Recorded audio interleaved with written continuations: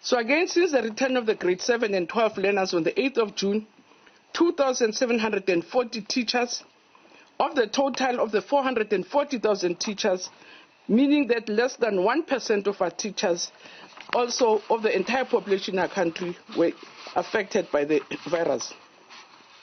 This implies that 0.0% of learners, also with learners, we had witnessed 1,260 learners reported to have been infected, meaning that less than 0.1% of our learners did get or were detected with the virus.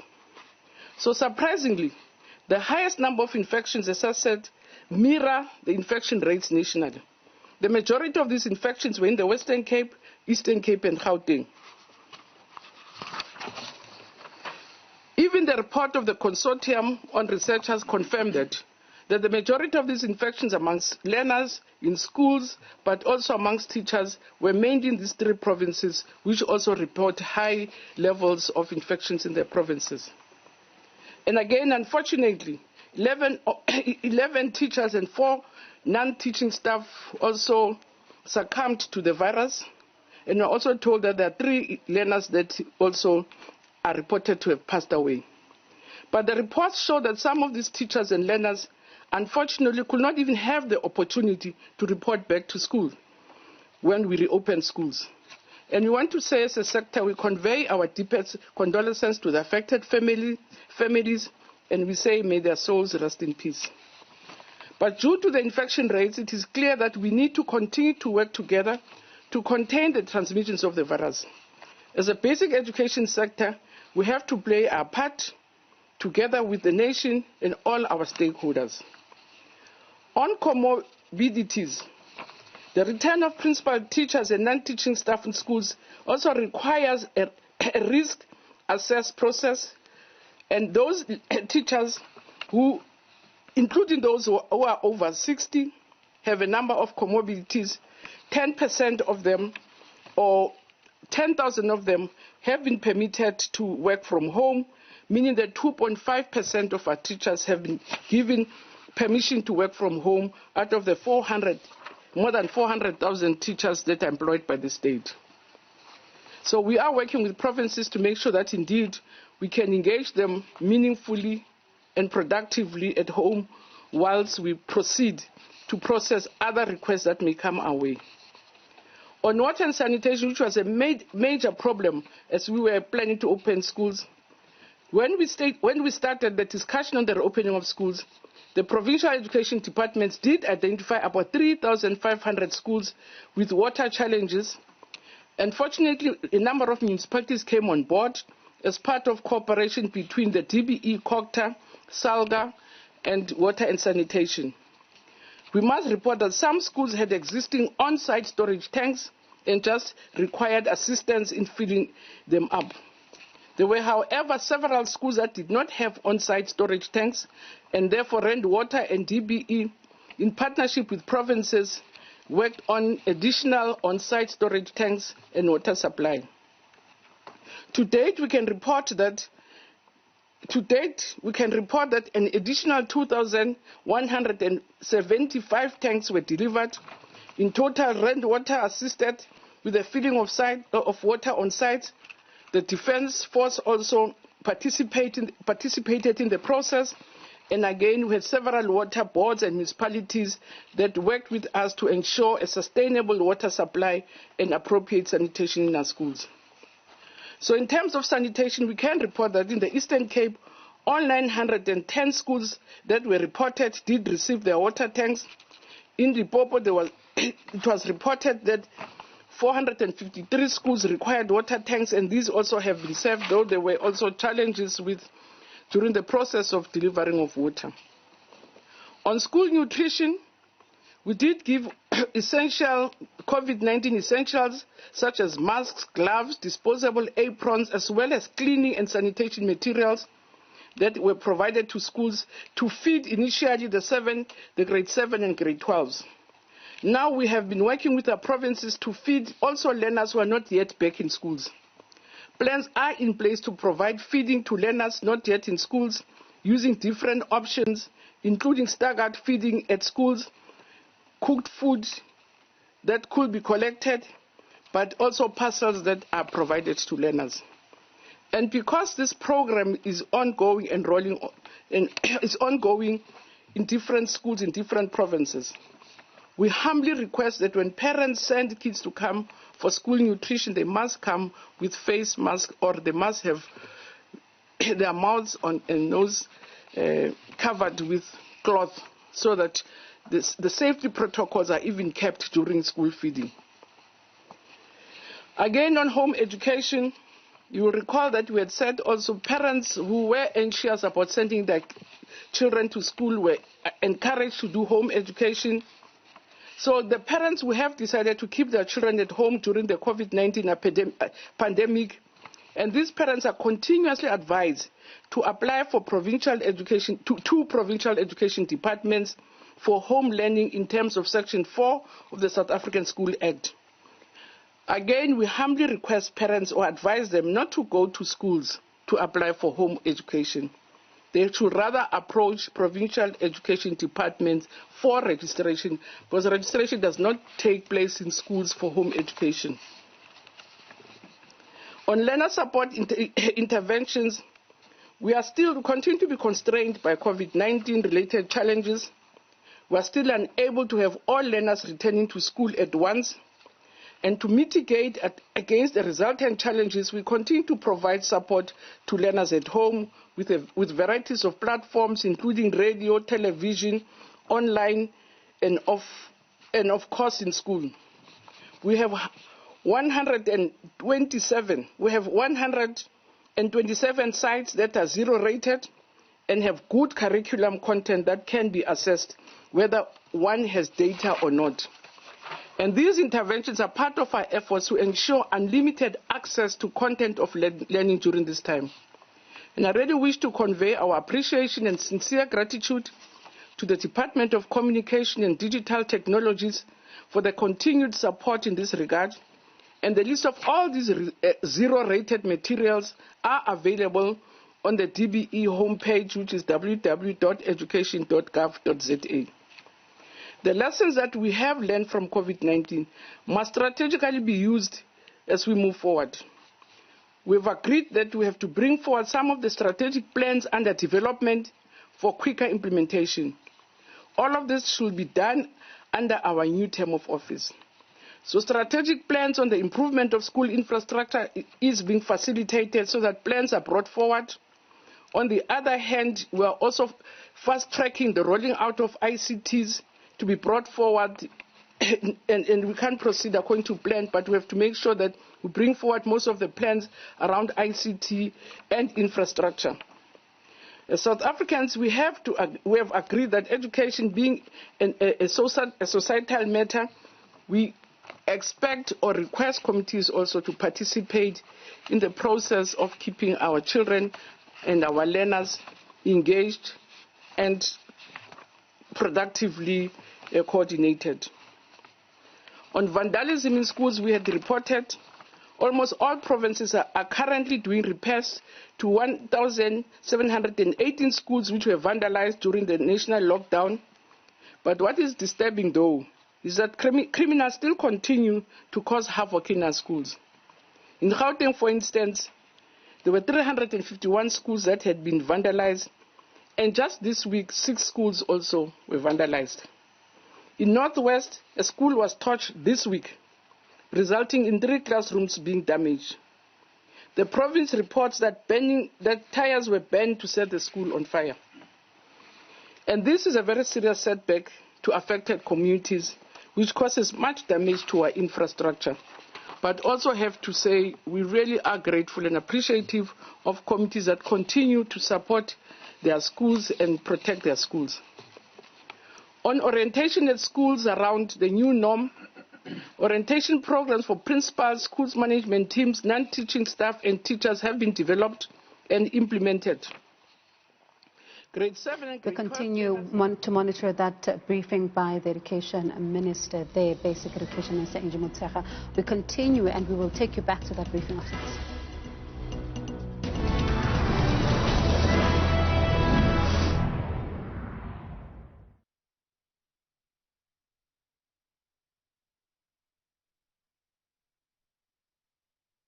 to curb the spread of the virus and to improve teaching and learning in our schools. As a result, we had to introduce differentiated timetables and the trimming of the curriculum. So when grade 7s and 12 learners returned to school on the 8th of June 2020, we did not have challenges related to spacing and school furniture. However, through our monitoring of schools, patients of grades, and particularly on weeks context, and they will be considered. Most provinces are inclined to rotational rather than platooning, but we are also painfully aware that a lot of school days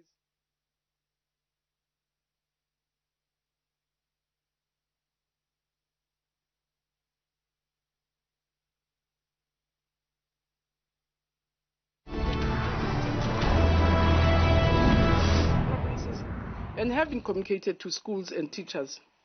In some cases, innovative approaches are being used, like training teachers using Microsoft Teams and other virtual approaches. As I said earlier, that we are forced now to bring forward most of the plans that we had around ICTs and also innovate more. But what I really want to emphasize today is that it is critically important that young people are kept constructively occupied, they are engaged and connected through schooling, because the young ones are the most, especially the most vulnerable, are faced by a number of social challenges, particularly violence, unplanned pregnancies, drug abuse, and many other social ills. And again, I want to repeat that it does take a village. It's just not a slogan, it's real. When we visited a school on Friday with the principal, of the 195 matric learners, 2 girls had not returned because they were pregnant. And one of the boys went missing, and it's an informal area, so that kid could not be, it's not that he's staying home because he's homeschooling. The risk is that he's dropping out of school. And those are the dangers that we're very worried about, that in the long term, in the long run, we're going to find ourselves with major social challenges that would have come from the pandemic.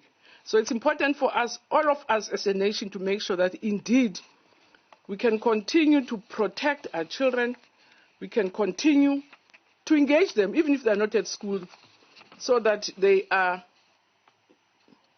protected from themselves. Because the risk of them staying too long at home is ghastly to contemplate. On monitoring and evaluation of school readiness, a number of overall patterns continue to emerge from the monitoring and evaluation process carried out by DBE. Across most thematic areas in the tool, there were relatively high levels of readiness on average, with the lower levels recorded for psychosocial support. Because indeed, again, Chair, the pandemic and the lockdown has begun to be very depressing to people. In some schools, for instance, where they've been using both the Microsoft and are also teaching, teachers are reported to be exhausted and being burnt out from parallel systems. So there is a need for us as a sector to strengthen our work around psychosocial support, both for learners and teachers. Also, school nutrition had presented itself to be a problem. Personnel provisioning, because of distancing and remodeling and re-timetabling, did present a number of challenges, as well as high levels of readiness according to around facilities. And our biggest challenge has been about around water and sanitation and the compliance with COVID-19 protocols. The Director General continues to convene one-on-one meetings with heads of provincial departments to ensure that there is continuous sharing of experiences and working together.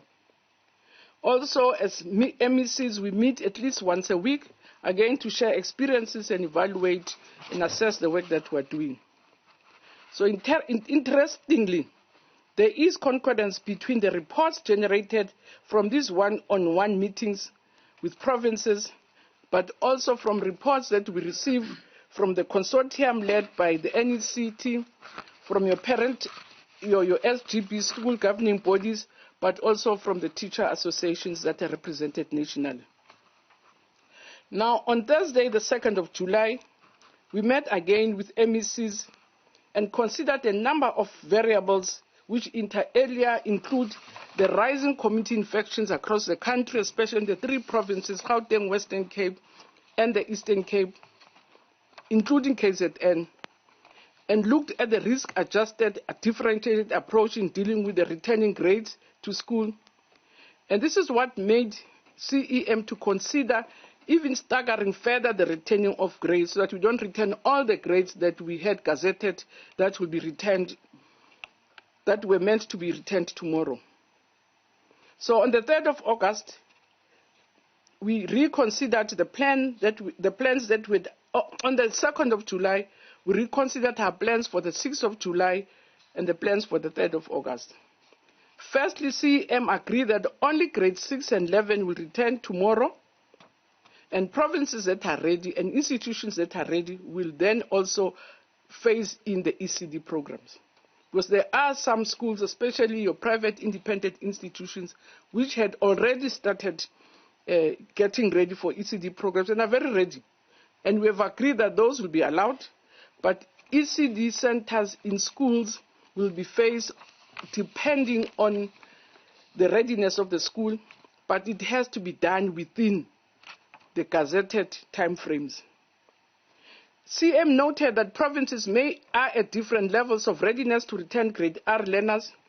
Therefore, we agree that those provinces that are not ready to receive grade Rs tomorrow must provide strategic and realizable plans to ensure the reincorporation of grade R learners to school within and not later than the end of July. However, provinces that are ready to receive grade R learners tomorrow can proceed to receive these learners. But what is critically important is that all grade R and pre-grade R learners in schools who have already returned to schools must remain in schools. And those schools that meet the health, safety, and social distancing protocols can reopen for their grade R and pre-grade Rs tomorrow. We will continue to work with national associations responsible for learners with special needs to streamline the return of these learners to schools. A further agreement by CMs that all grades that are part of the second cohort should return to schools in an orderly, staggered fashion within the time frames that have been gazetted. Before I conclude, because indeed, when Cabinet gave us permission or approval to start reopening schools, the first condition was safety in schools and making sure that indeed we monitor the risk of having schools as centers where the virus will be spread. On the first issue, it should be emphasized that temporary closure of schools, which was less than 4% after the schools reopening, is much better, we think, than a system-wide closure over the same and even longer period of time. As I said, the 40% of the 25,000 schools, it means 25,000 schools remained open, they were never interrupted, and less than 1,000 schools were affected and had to open and close. Because if we would close all 100% of schools because of the 4%, it will come at a very unacceptable cost of lost learning and school feeding for an entire generation of children, with a consequent worsening of social and economic inequalities for years to come. It has not been possible yet to measure the impact of the current school closures on learning, since no significant assessment of learner performance has been done.